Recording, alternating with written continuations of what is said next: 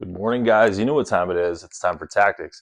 Hey, so welcome back to the Tactics with Trav YouTube channel where we go through all things tactical when it comes to chess. So we play over the board chess here. I go over mostly tournament games over the board, but also some select games from online that I feel like are very instructive for you to learn from. So let's just get into it. So the other night I played against a strong 2020 player from the United States. And in this game, I was at 1965, but let's just get into it. So I'm playing white. He's playing black. This is game 30. I'm not a huge fan of playing blitz just because I don't feel like you're getting the most optimal moves, although it is fun. But game 30, I feel like, is a good middle ground where you can really enhance your play for over the board tournaments, which are typically game 90 or game 120 with 40 moves. You got to make 40 moves in 120 minutes, possibly, and then you get another 30 minutes, something like that. So I like long over the board classical games. So game 30 is a great way to train for that. So I play e4 and he plays c6. And I'm like, oh, not the Caro-Kann. This is so solid. But at the same time, guys, you could not pay me to play the Caro-Kann defense. It is just like from here on out on the Tactics of Trav channel, we're going to call it the beta male defense. It's just not something that I would play. It's just not sharp. It's very solid, however. No offense to Caro players, but I just stylistically, it's just not going to work for our channel. So I play D3, and the reason I play D3 here is because like this is how Bobby played against this and against the French defense because he also didn't like facing it and getting into the lines that Caro players and French players love to play, which, you press D4, they press D5. I don't want to play the advanced variation or the classical knight C3. I just don't want to get into their pet lines. So we're just going to avoid it altogether and play what we want to play. So we're going to play the King's Indian attack. So he goes D5, and I press E5, which is basically like an advanced variation, except the key difference is my pawn is on D3, which can be really helpful and really annoying for black based on them wanting me to have had my pawn on D4. So he goes bishop to F5, of course. I go knight F3, knight BD7, G3, E6, very typical for black in the Caro defense. Bishop G2, but he's probably wondering like, what is white doing? And we're playing what we want to play, which is a King's Indian attack if we face the Caro or if we face the French defense. C5, castles, Queen C7. And Stockfish didn't like this move. It wanted him to move knight to E7 just because it develops a knight and attacks the center. Bishop to F4. It also didn't care much for this move. It didn't say it was a mistake or anything. It actually classified it as a miss because it said I should have pushed knight H4. But in all reality, guys, if I had gone to H4, he's probably going to just drop back to G6. I trade off, knight takes G6, H7 takes G6, and he's happy because he's got an open H file. So he's probably going to try to set up an attack on the H file if that happens. So I didn't want to play into his hands. So I played bishop F4. Knight to E7, rook E1, knight G6. And one thing to be aware of, guys, is with knight to G6, he has 3 attackers on our E5 pawn. How many defenders do we have? We have 3. The bishop on F4, the knight on F3, and the rook on E1. However, the knight on G6 isn't necessarily only aiming at the pawn, but it's looking to mess up my pawn structure on the king side. So if knight takes F4, G takes F4, and I have a damaged pawn structure. But if you see my previous episodes, that's not necessarily a bad thing, guys, because sometimes we want an open file for our rooks. And in this case, and I thought ahead on this, took a couple of minutes on this move, I was okay with he took my bishop because if G takes F4, I had a plan of going King H1 and my rook over to G1 and launching my attack this way, which is pretty characteristic of a king's Indian attack. Is you're going to flush on the king side typically. You're just gonna rush on the king side. So it would kind of play into my hands if you were to do that. But based on the computer, it just didn't like me allowing that. So I went knight c3, also with the plan of jumping knight b5 and being really annoying and attacking black's queen. So there's also an idea, like let's say, his bishop were to get, his bishop covers d6, but a lot of times, like against like French defense or Caro, you can sometimes get your knight on d6 and supported by the e5 pawn. So that's another idea, although maybe a little far-fetched in this position because his bishop does cover the diagonal there. a6 to keep me from going knight b5. But pause your videos here, guys, and what move is on the table for white? Really good tactic. I'll come back to you in a couple seconds.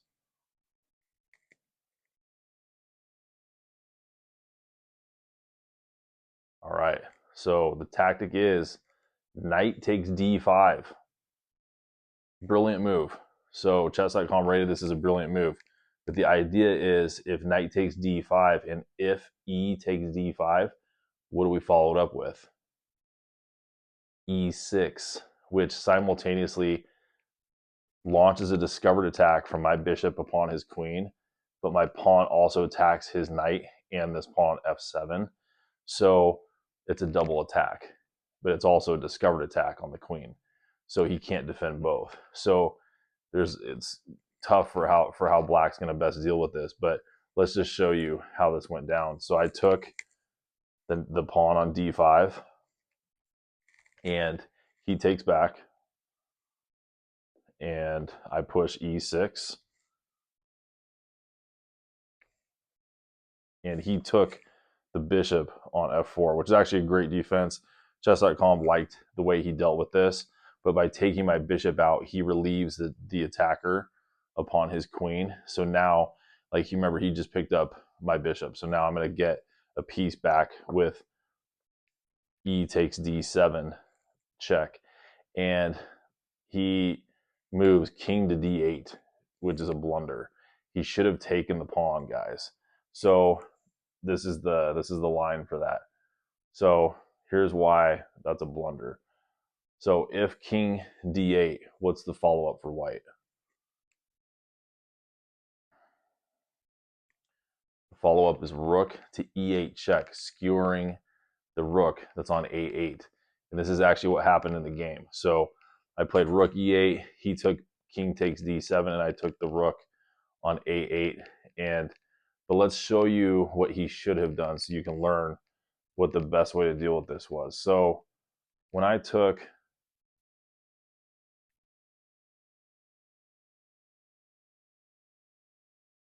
on d7 and he went d8 but should have taken here, this is how this would have looked. So king takes here,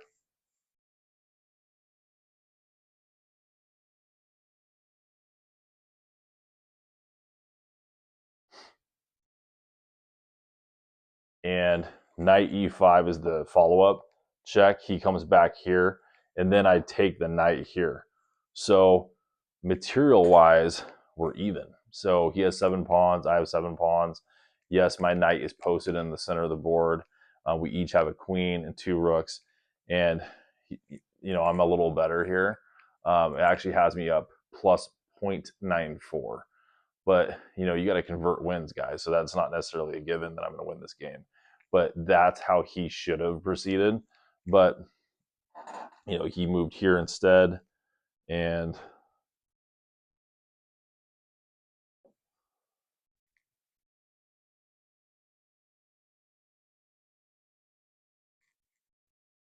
here. So he goes king d8, rook e8 check, king takes d7, and rook takes a8.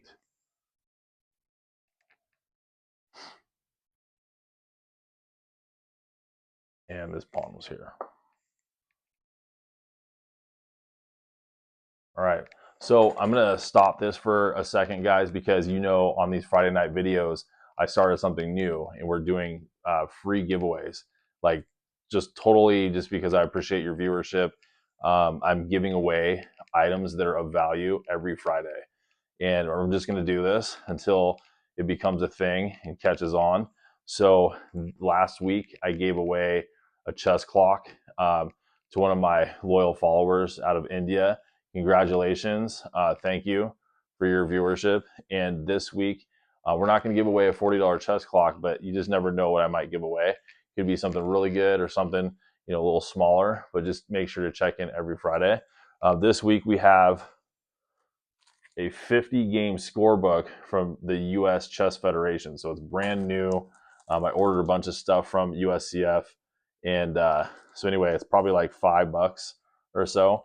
But you're not having to pay for anything, guys. I'm going to ship this to you. So how it works is you just put in the comment section that you liked a certain tactic in this game and the reason why you liked it, so that other people can learn why you liked it. And maybe they pick up on something that you commented on. So for that purpose of helping everybody else out. And then what'll happen is I'm going to give you a week to let these comments compile. And then I'm going to draw a name out of a hat for next Friday's video. We'll give everybody a week to just watch the video. Maybe they don't get to see it tonight.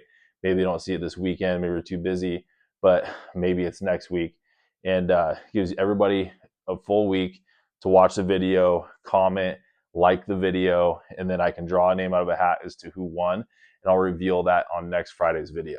So yeah, let's do that, and appreciate your viewership. So back to the game. So after rook takes e8, he goes back knight to e6, and since I'm winning here, guys, like I'm up material, I'm up the exchange, I'm just going to try to simplify the position and take it into an endgame and win. So I went knight to h4, attacking the bishop with full intentions of just trading it off. Even if he goes back to g6, I don't care if he gets an open h-file or not. He goes queen to e5. We take. He takes. And queen to f3. Trying to trade off queens, but also attacking d5 twice. He trades the queens. Take here. And he goes knight to c7.